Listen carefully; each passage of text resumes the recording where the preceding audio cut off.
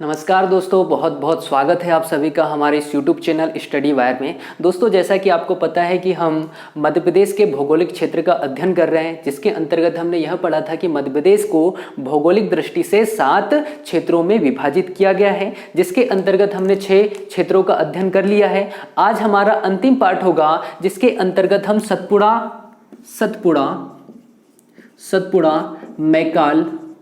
सतपुड़ा मैकाल श्रेणी का अध्ययन करने वाले हैं। सतपुड़ा मैकाल श्रेणी का अध्ययन करेंगे तो इसके बारे में क्या मुख्य विशेषता होगी, आइए दोस्तों पढ़ते हैं।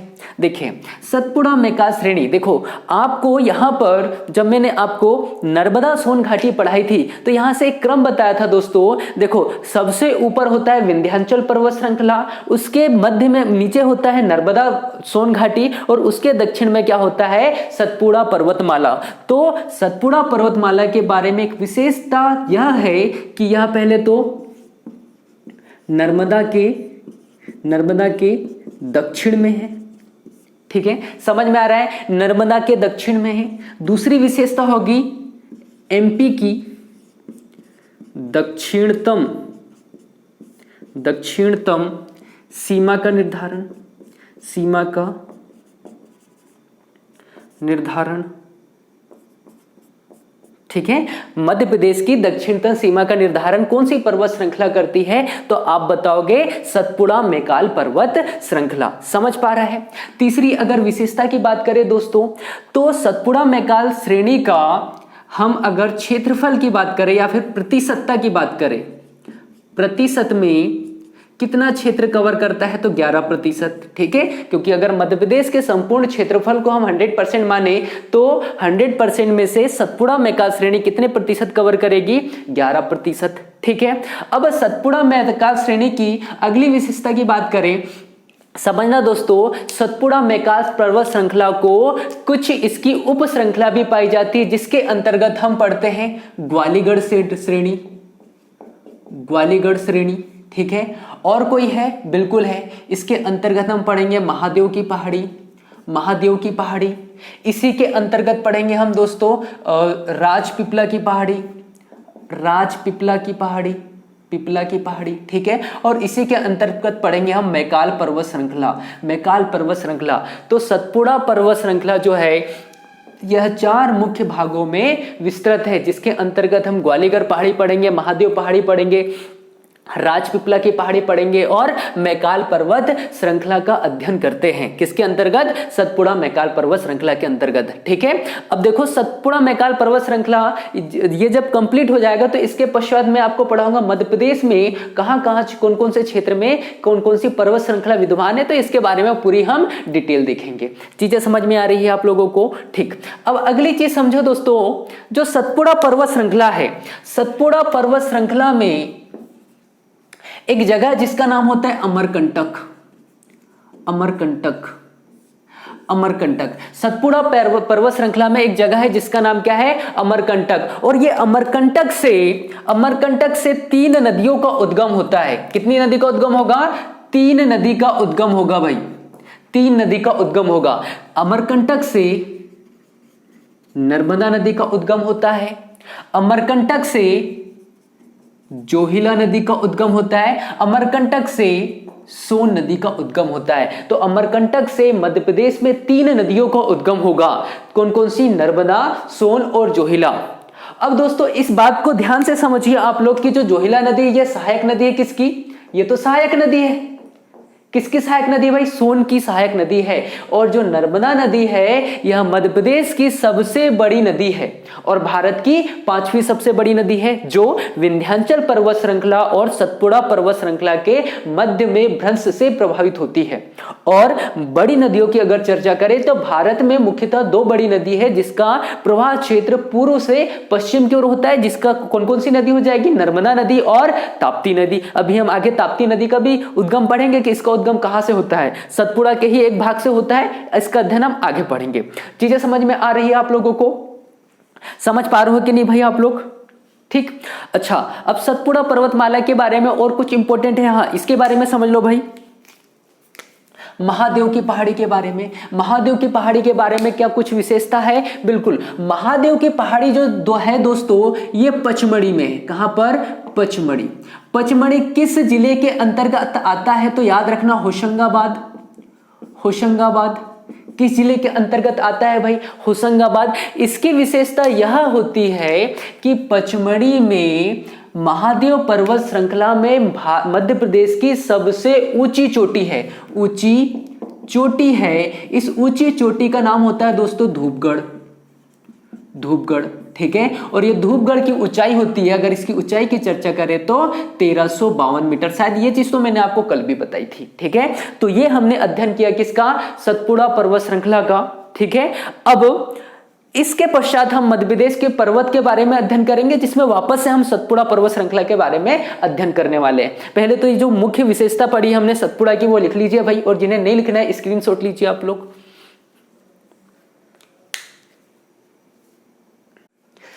चले, तो हमने दोस्तों देखो सतपुड़ा पर्वत श्रृंखला के बारे में अब हमने अध्ययन कर चुका है। अब हम पढ़ रहे हैं दोस्तों मध्य प्रदेश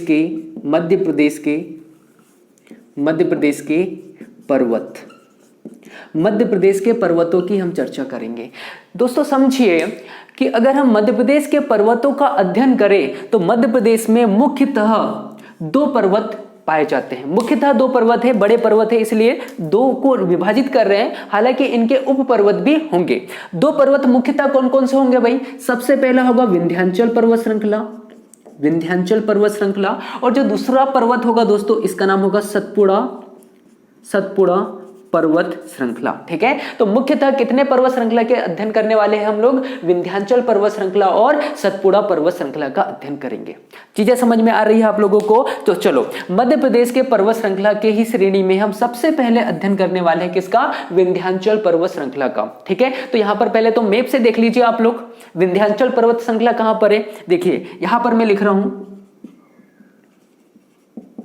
विंध्याचल पर्वत श्रृंखला। ये आप यहां से लेकर यहां तक यह जो देख पा रहे हो, इसी का नाम क्या होता है? विंध्याचल पर्वत श्रृंखला।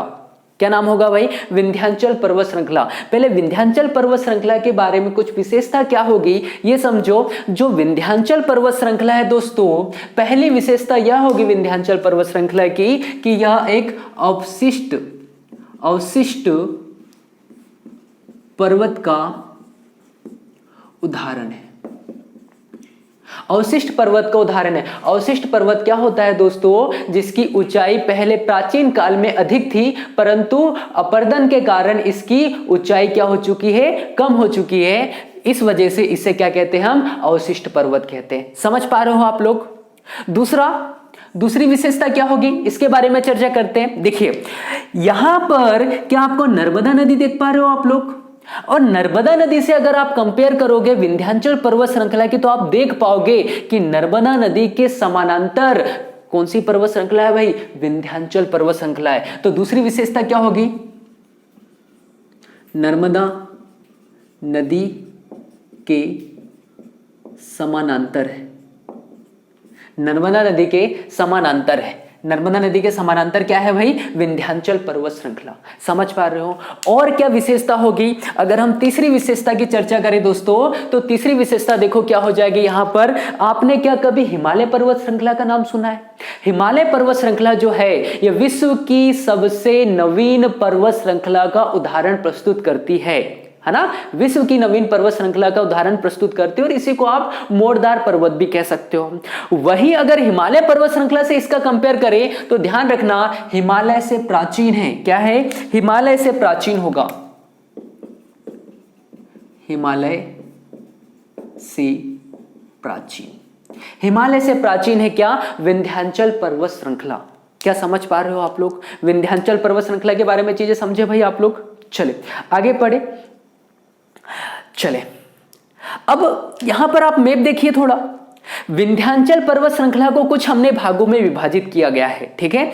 यहां पर देखो, जब आप यह वाला क्षेत्र मध्य प्रदेश के भौतिक प्रदेश के अंतर्गत पड़ते हो तो यह वाला क्षेत्र कौन सा होता है? मालवा का पठार। मालवा के पठार में क्या विंध्याचल पर्वत श्रृंखला विस्तारित है? बिल्कुल है। तो मालवा के पठार में क्या इसकी कोई सबसे ऊंची चोटी होगी? बिल्कुल होगी। देखो यहां पर यह सबसे ऊंची चोटी देख पा रहे हो आप लोग, सबसे ऊंची चोटी। इस चोटी का नाम क्या है? सिगार। सिगार। क्वेश्चन आ गया विंध्याचल पर्वत श्रृंखला की मालवा के पठार में सबसे ऊंची चोटी का नाम क्या है? सिगार। और क्वेश्चन यह आ गया दूसरी सबसे ऊंची चोटी का नाम क्या है भाई? जाना पावा की पहाड़ी। जाना पावा की पहाड़ी। समझ पा रहे हो आप लोग? ठीक है। दूसरी चीज समझना दोस्तों, देखो यहां पर अरावली पर्वत श्रृंखला दिख रही होगी आप लोगों को। अब कुछ लोग ये बोलेंगे भाई अरावली पर्वत श्रृंखला मध्य प्रदेश में कहां गई? भाई मध्य प्रदेश में इसका मुख्यतः विस्तार नहीं है। अरावली पर्वत श्रृंखला जो है यह राजस्थान में विस्तारित है। मुख्यतः कहां पर? राजस्थान में विस्तारित है। इसकी सबसे ऊंची जो चोटी होती है अरावली पर्वत श्रृंखला की, इसका नाम होता है माउंट आबू पर स्थित है गुरु शिखर जिसे हम कहते हैं। अरावली पर्वत श्रृंखला की इसकी ऊंची चोटी क्या होगी भाई? ऊंची चोटी। ऊंची चोटी क्या होगी? गुरु शिखर। ऊंची चोटी होगी गुरु शिखर। गुरु शिखर। ऊंचाई की बात कर ले तो इसकी ऊंचाई हो जाएगी गुरु शिखर की। अच्छा ये कहां पर स्थित है? माउंट आबू पर। माउंट आबू पर 17-22 मीटर। 17-22 मीटर ऊंचाई है किसकी? गुरु शिखर की। ये किसकी ऊंची चोटी है भाई? अरावली पर्वत श्रृंखला की। ये कहां पर है? ये राजस्थान में मिलेगी आपको। कहां पर मिलेगी? राजस्थान में। लेकिन इसका कुछ भाग मालवा के पठार के उत्तर पश्चिमी क्षेत्र में भी है। इसका कुछ विस्तार क्या होगा? मालवा के पठार के किस क्षेत्र में होगा? आप बताओगे उत्तर पश्चिमी क्षेत्र में होगा। अब क्वेश्चन क्या आ गया यह समझो। क्वेश्चन यह आ गया कि जो विंध्याचल पर्वत श्रृंखला है इसका विस्तार पश्चिम में किस पर्वत श्रृंखला से मिलता है? क्या बताओगे आप? अरावली पर्वत श्रृंखला से मिलती है। कौन सी? विंध्याचल पर्वत श्रृंखला। और आपने अरावली पर्वत श्रृंखला का एक गुण भी तो पढ़ा है, क्या? कि प्राचीनतम पर्वत में अरावली पर्वत श्रृंखला को काउंट किया जाता है। और साथ ही मैं आपको यह बता रहा हूं कि विंध्याचल पर्वत श्रृंखला भी क्या है? प्राचीन पर्वत श्रृंखला का उदाहरण प्रस्तुत करता है। इसका अर्थ क्या हुआ कि एक दूसरे से समानता रख रहे हैं या नहीं? सीधी सी बात, यहां पर इनका कनेक्शन होगा। चीज समझ पा रहे हो आप लोग? तो मध्य प्रदेश के प्रमुख पर्वत में हम विंध्याचल पर्वत श्रृंखला की चर्चा कर रहे हैं, जिसमें हमने ये देखा कि विंध्याचल पर्वत श्रृंखला क्या? अवशिष्ट पर्वत का उदाहरण प्रस्तुत करता है। नर्मदा नदी के क्या है? समानांतर है और हिमालय से भी प्राचीन है। समझ पाए आप लोग? अब दूसरी चीज समझना दोस्तों, जब विंध्याचल पर्वत श्रृंखला के अगर आप पूर्वी छोर की चर्चा करते हो तो पूर्वी छोर में यहां पर आप देखेंगे भांडेर पर्वत श्रृंखला है और कैमूर पर्वत श्रृंखला है। कौन कौन सी? भांडेर पर्वत श्रृंखला और कैमूर पर्वत श्रृंखला। ठीक है। देखो इसका कुछ भाग यहां पर दमोह में भी होता है और दमोह में इसकी सबसे ऊंची चोटी है और दमोह में सबसे ऊंची चोटी का नाम होता है दोस्तों सद्भावना शिखर। सद्भावना शिखर। अच्छा, सद्भावना शिखर को और कुछ बोल सकते हैं क्या? गुडविल शिखर भी कह सकते हैं। इसका नाम और कुछ भी है क्या? कालूमार। ठीक है। 752 मीटर इसकी ऊंचाई है। 752 मीटर इसकी ऊंचाई है। क्वेश्चन आ गया विंध्याचल पर्वत श्रृंखला की ऊंची चोटी का नाम क्या होगा? सद्भावना शिखर। ये कहां पर स्थित है? दमोह में स्थित है। समझ पा रहे हो आप लोग? ठीक है। अब क्वेश्चन ये आ गया कि विंध्याचल पर्वत श्रृंखला के पूर्व में कौन सी दो श्रेणी है? तो भांडेर और कैमूर पर्वत श्रृंखला है। ठीक है। अगर आप भांडेर पर्वत श्रृंखला की चर्चा करोगे तो यहां मध्य प्रदेश में छतरपुर, दमोह और पन्ना क्षेत्र में पाई जाती है। कौन कौन से क्षेत्र में होगी? ध्यान से समझना। छतरपुर, दमोह और पन्ना। यहां पर क्या क्या हो जाएगा? छतरपुर, दमोह और पन्ना। वहीं अगर मैं कैमूर पर्वत श्रृंखला की चर्चा करूं दोस्त तो जबलपुर, कटनी, फिर आ जाएगा आपका सतना, सिंगरौली। ठीक है। समझ में आ रहा है कि जो कैमूर पर्वत श्रृंखला है ये जबलपुर, कटनी, सतना, सीधी और सिंगरौली। कौन कौन सा होगा? जबलपुर, कटनी, सतना, सीधी और सिंगरौली क्षेत्र में विस्तारित है क्या? आपकी कैमूर पर्वत श्रृंखला। चीज समझ पा रहे हो दोस्तों? तो ये हमने पढ़ा किसके बारे में? विंध्याचल पर्वत श्रृंखला के बारे में।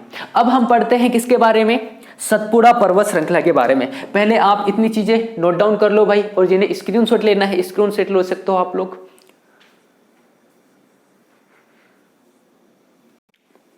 चलो दोस्तों आगे बढ़ते हैं। अभी हमने क्या पढ़ा? सतपुड़ा विंध्याचल पर्वत श्रृंखला के बारे में अध्ययन कर लिया। अब हम पढ़ते हैं सतपुड़ा पर्वत श्रृंखला के बारे में थोड़ी सी चीजें, ठीक है? सतपुड़ा पर्वत श्रृंखला जो है इसके बारे में कुछ विशेषता देख लो। सबसे पहले तो एमपी के दक्षिण में है, एमपी के दक्षिण में है, ठीक है? दूसरी विशेषता क्या हो जाएगी? दूसरी विशेषता यह हो जाएगी नर्मदा नदी के समांतर है। तीसरी विशेषता हो जाएगी सतपुड़ा पर्वत श्रृंखला की कि कर्क रेखा के भी समांतर है, कर्क रेखा के समांतर है। कर्क रेखा के क्या है? समांतर है। कौन सी पर्वत श्रृंखला? सतपुड़ा मैकाल पर्वत श्रृंखला। समझ पा रहे हो आप लोग? ठीक है। जो सतपुड़ा पर्वत है दोस्तों, इसके भी कुछ भाग है जिसे हम राजपीपला की पहाड़ी, ग्वालीगढ़ श्रेणी, महादेव की श्रेणी और मैकाल पर्वत श्रेणी के रूप में पढ़ सकते हैं। कौन कौन से भाई? राजपीपला, ठीक है। दूसरी ग्वालीगढ़, ग्वालीगढ़। तीसरी महादेव, ठीक है। और चौथी मैकाल पर्वत श्रृंखला के रूप में हम अध्ययन कर सकते हैं। चीजें समझ में आ रही है आप लोगों को? ठीक है। अब दूसरी चीज समझो दोस्तों, सतपुड़ा पर्वत जो है मुख्य चीज है, ब्लॉक पर्वत का उदाहरण प्रस्तुत करता है। ब्लॉक पर्वत का उदाहरण है, ठीक है। सतपुड़ा पर्वत श्रृंखला जो है यह ब्लॉक पर्वत का उदाहरण प्रस्तुत करता है। तो यह मुख्य विशेषता किसकी हो गई भाई? सतपुड़ा पर्वत श्रृंखला की। चले अब चलो एक एक करके राजपीपला की पहाड़ी, ग्वालीगढ़ की पहाड़ी, महादेव पर्वत श्रृंखला और मैकाल पर्वत श्रृंखला के बारे में अध्ययन करते हैं। चले सबसे पहले पढ़ते हैं दोस्तों राजपीपला की पहाड़ी के बारे में। ठीक, देखें यह जो आपको श्रृंखला दिख रही है इसे हम कहते हैं राजपीपला की पहाड़ी। यह सतपुड़ा के सबसे पश्चिमी छोर में है, सतपुड़ा के सबसे पश्चिमी छोर में है। और इसके बारे में एक विशेषता ध्यान रखना दोस्तों, इसका विस्तार गुजरात तक है, गुजरात तक विस्तार है इसका। समझ पा रहे हो आप लोग? ठीक है। दूसरी विशेषता समझना, देखो मध्य प्रदेश के पश्चिम से लेकर कहां तक विस्तार है? तो यहां पर बुरहानपुर एक दर्रा है, बुरहानपुर दर्रा तक के इसका विस्तार होगा। दूसरी मुख्य विशेषता क्या? देखो यहां पर आपको क्या ग्वालीगढ़ श्रेणी दिख पा रही है? ग्वालीगढ़ श्रेणी से एक नदी का उद्गम होता है दोस्तों, इस नदी का नाम है ताप्ती नदी। नाम क्या होगा? ताप्ती नदी। तो राजपीपला की पहाड़ी से एक क्वेश्चन समझना कि राजपीपला की पहाड़ी जो है यह नर्मदा और ताप्ती नदी के मध्य सीमा रेखा का निर्माण करती है ना? क्या क्वेश्चन बन जाएगा यहां से? राजपीपला की पहाड़ी से नर्मदा और ताप्ती के मध्य जल विभाजक का कार्य, किस किस के मध्य? नर्मदा और ताप्ती के मध्य जल विभाजक का कार्य करती कौन सी? राजपीपला की पहाड़ी। समझ पा रहे हो भाई ये चीजें आप लोग? चले आगे पढ़े। अब बात करते हैं ग्वालीगढ़ श्रेणी की। ग्वालीगढ़ श्रेणी के बारे में एक मुख्य विशेषता होगी दोस्तों, यहां से ताप्ती नदी का उद्गम होता है। किस नदी का उद्गम होगा? ताप्ती नदी का उद्गम होता है। चीजें समझ गए? महादेव पर्वत श्रृंखला की चर्चा करें तो यहां पर महादेव पर्वत श्रृंखला में आप देख पा रहे हो यहां पर एक चोटी बनाई है और इस चोटी का नाम होगा दोस्तों धूपगढ़ श्रेणी, धूपगढ़ चोटी। इसकी टोटल ऊंचाई की अगर चर्चा करें तो 1352 मीटर इसकी टोटल ऊंचाई होगी। और ये कहां पर स्थित है तो बताओगे आप लोग? पचमढ़ी में, पचमढ़ी। और अगर जिले की चर्चा कर ले तो होशंगाबाद जिला, होशंगाबाद जिले में स्थित है ये। ठीक है। चले अब बात करते हैं दोस्तों मैकाल पर्वत श्रृंखला की। तो मैकाल पर्वत श्रृंखला से दोस्तों समझना, यहां से ये सबसे पहले तो सतपुड़ा पर्वत श्रृंखला के सबसे पूर्वी छोर पर स्थित है। अगली चीज समझना, यहां पर जो है 3 नदियों का उद्गम होता है अमरकंटक से। एक नदी होगी आपकी नर्मदा नदी, एक हो गई सोन नदी और एक इसी की सहायक नदी है, इसे हम कहते हैं दोस्तों जोहिला नदी, जोहिला नदी। ठीक, अन्य विशेषता क्या हो जाएगी मैकाल पर्वत श्रृंखला की, इसको भी समझो। मैकाल पर्वत श्रृंखला जो है इसका विस्तार मध्य प्रदेश ही नहीं, इसका विस्तार उत्तर प्रदेश होते हुए, बिहार होते हुए झारखंड तक भी है। झारखंड के छोटा नागपुर के पठार तक इसका विस्तार है। और अगर मैकाल पर्वत श्रृंखला का आप एक अतिरिक्त विस्तार यूपी में ले जाओगे दोस्तों, तो यूपी से एक नदी निकलती, इस नदी का नाम है रिहंद नदी। रिहंद नदी, भाई रिहंद नदी पर रिहंद परियोजना है, कहां पर है, उत्तर प्रदेश में। अगर क्वेश्चन यह आ गया कि यह किस पर्वत श्रृंखला से निकलती है, तो आप बताओगे सतपुड़ा पर्वत श्रृंखला से निकलती है। लेकिन सतपुड़ा पर्वत श्रृंखला के किस श्रेणी से निकलती है, तो आप बताओगे मैकाल पर्वत श्रेणी से। समझ में आ रहा है आप लोगों को, रिहंद नदी मध्य प्रदेश से नहीं निकलती, कहां से निकलेगी, यूपी से। लेकिन किस पर्वतमाला से, तो मैकाल श्रेणी से। समझ में आ रहा है। तो इस तरह से अमरकंटक से कितनी नदी निकल गई भाई, 3 नदी। लेकिन मध्य प्रदेश में कितनी नदी निकली, तो मध्य प्रदेश में कितनी नदी, 3। लेकिन ओवरऑल मैकाल श्रेणी की बात करें तो 4 नदी का उद्गम होता है। क्या इतनी चीज समझ पाए आप लोगों को? तो अब हमने यहां पर यह पढ़ा कि मध्य प्रदेश के कौन कौन से पर्वत का विस्तार कहां कहां पर होगा, और इस तरह से यह वाला टॉपिक भी हमारा क्या होता है, खत्म होता है। चलिए, तो आज के लिए इतना ही। अगला जो हमारा टॉपिक होगा यह मध्य प्रदेश की नदियों पर होगा। ठीक है, चले, जय हिंद, जय भारत।